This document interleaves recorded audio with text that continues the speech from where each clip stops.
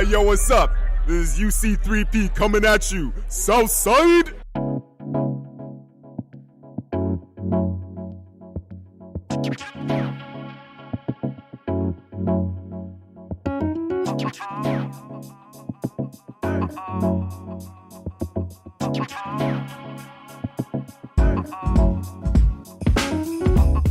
Hi, podcasters. My name is David Raban, and you're listening to the University of Chicago Public Policy Podcasts, or UC3P.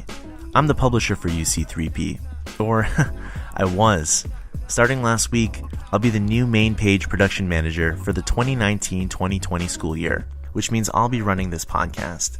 I won't get into all of it now, but I'd like to give a big thanks to this year's production managers, Lauren Lee and Susan Pakin. They did an excellent job, and they brought you dozens of great episodes. In a few weeks, you'll hear soon about changes to this podcast series. But on to today. You're about to hear Kat Burnham, a first-year MPP student at the Harris School of Public Policy. She spoke with Emily Harmon and Calisto Ololngojine. They released a short film, American Life, which is a powerful look at gang violence in Englewood, a neighborhood in the south side of Chicago. Emily wrote and directed the film, and Calisto produced it. They share their experiences creating and developing the film, as well as how they hope it will encourage broader conversations around youth violence. Before we get into it, we do want to let you know that we ran into a few technical difficulties during the recording process. So you might hear some weird sounds here and there, but aside from that, we think you'll dig it, so let's go. Here's Kat Burnham with Emily Harmon and Calisto Ololngojine.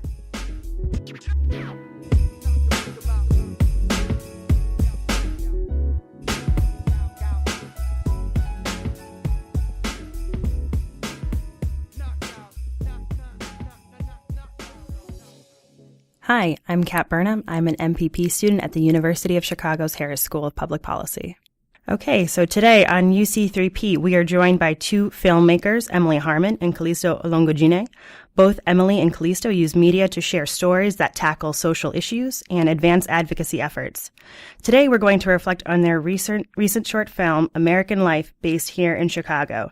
Calisto and Emily, welcome to UC3P. Thank you. Thank you. So both of you came here to Chicago to earn advanced degrees. Can you tell me about your decision to move here? I'm a Kenyan citizen, so I successfully got a Fulbright scholarship. I've been working for around 4 years in Kenya in the media field, and I'm very interested in civic advocacy through media and just basically seeing how you can use film or television or different types of media to enhance people's knowledge of their rights, advocacy, what they can basically helping people to have a voice, especially those who do not feel like they're empowered enough to say something about issues going on around them. So moving to Chicago was a huge step, and basically Fulbright made it possible for me to be able to come and do what I love. And in the process, I ended up meeting great people in Chicago, in all parts of Chicago, including Emily. Thanks, Calisto. Yeah, I'm from Iowa and started off as a photojournalist, got involved with some nonprofits, figured out how to help them share their story and their reach, really increase their reach, and secure several goals, whether it be fundraising or, larger event turnout, through the use of multimedia. And then one day decided that I wanted to really master the art of filmmaking, and that's why I decided to come to Columbia, where I met Calisto and a bunch of other amazing folks. Fantastic. Yeah, clearly you both have creative backgrounds and a passion for telling meaningful stories. And I'd love to hear more about the types of issues you like to cover, more specifically. Like, what are some of those stories you really enjoy unpacking?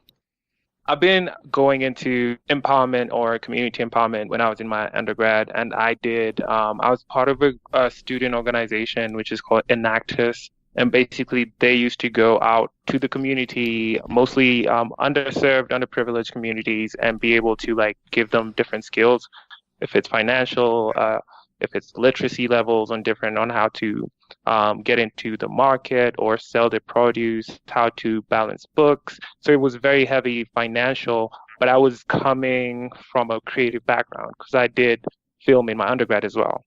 What encouraged me to actually stay in that path of advocacy when it comes to empowering people to know more about their rights and the kind of benefits they can get, either from legislation, policy changes, how to approach people in government and be able to ask them for, hey, we're having this and this type of challenges or this kind of problems, was because what I saw in different parts of Kenya was some parts were doing really well because the people there had some form of education on what to do, how to ask the government for stuff. While on the other hand, you had a majority of a poor population, guys who are in agriculture, who could not even get whatever they make in the farms to a market because they didn't have either access to roads, didn't have the right seeds, didn't have the right education to even take care of this small ways of even building themselves. So that's where I started. And as I build on, I realized that one of the easiest ways of actually driving an impact was mainly through communication.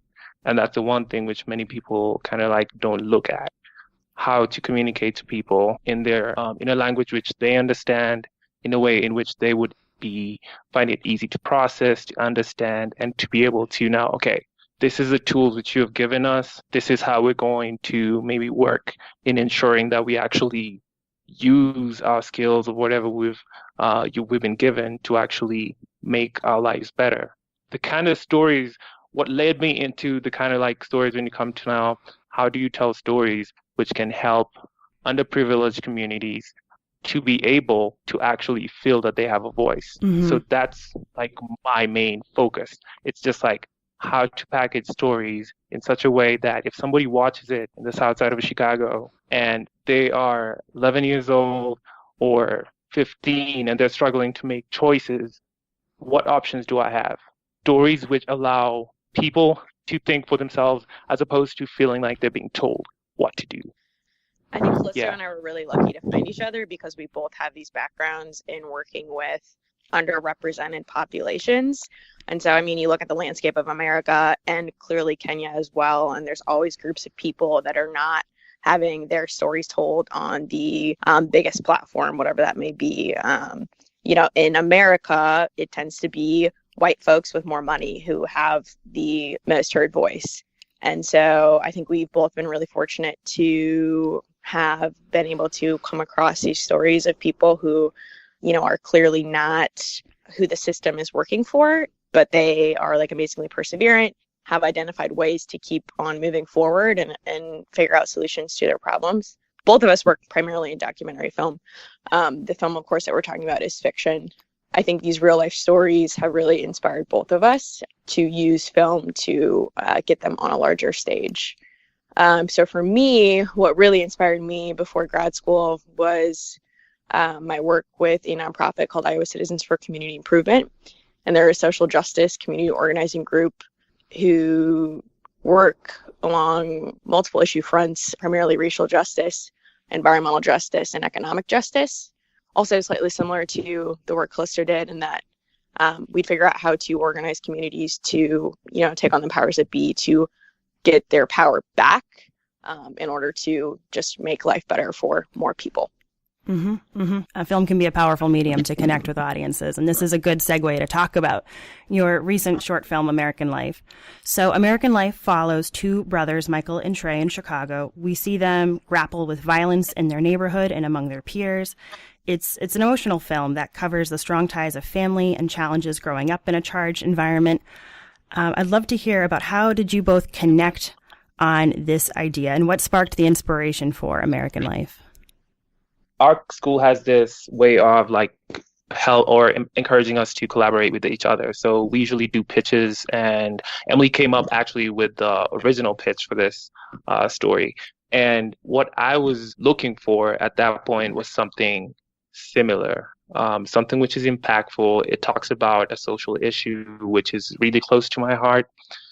And at the same time, it tackled it in such a way that it brought in emotion. It had family. It had so much bonding in between it. But at the same time, it had a lot of violence, environmental issues. It had a lot of just policy framework, as well as just like, government challenges. They're really happy in their little life, but at the same time, there's a huge issue outside, and they have to deal with it every day. I had other pitches for like other ideas which were kind of like similar, and we decided that I was really interested in it and asked her if I could be part of it. And then the dream team was created. Yeah, I mean, so I moved to Chicago from Iowa, and Iowa has its whole host of problems, but Chicago is a much more diverse place. And I remember my first few days in the city, and there was a lot of talk of, don't go to the South Side. I asked why, and folks never really ventured into telling me why, right? Because it was like, that was a racialized conversation that they were going to enter into, and they didn't really know how to talk about why they felt the way they did. And so that really disturbed me. And so I think that, coupled with a podcast I had heard about Harper High School in Englewood, it was a story about two brothers. One accessed a gun and accidentally shot and killed his brother.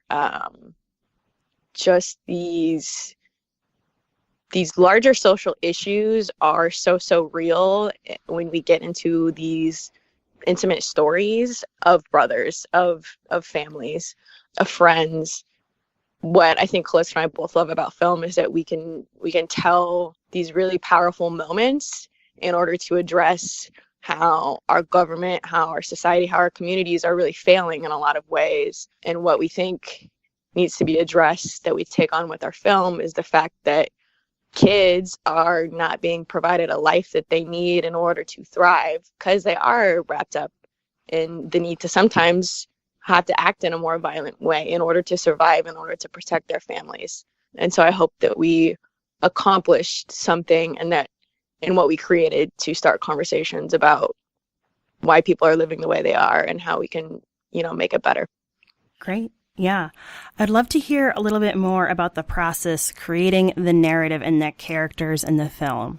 What sort of research did you do, and how did your story evolve?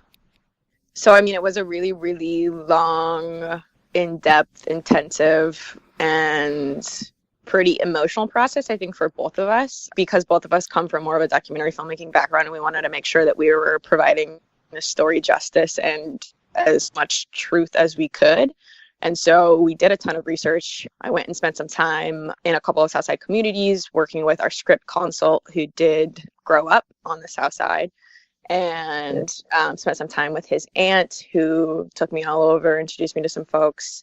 And I still remember this one moment in the car when we were driving around, and she was pointing out all of these people who had lost someone to gun violence. And she said to me, I asked her, I was like, how do you think we can make it better? And she said, it's all in God's hands. Like, we just don't know. And there's just so much work to be done. And we felt that even with like the telling of this film, right? Like, there's so much work to be done in order to create this tiny short film to take on a big issue. But we went through a lot of challenges, but I think we really wanted to make sure that we did our part in trying to make it as authentic as possible. And I think we did.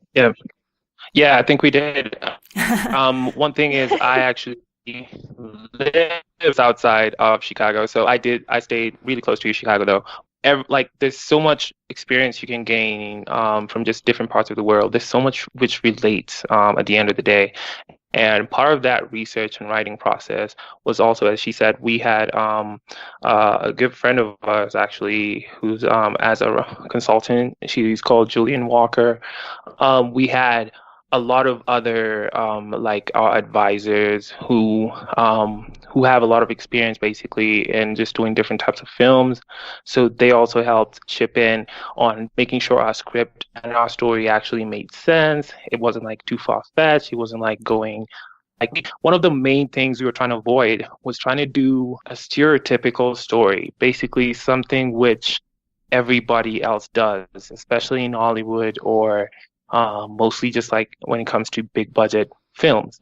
When they focus on such communities, they don't tell their story. They tell the story of the director, or like, some other just some other story over there, which they think relates, but at the end of the day, it doesn't.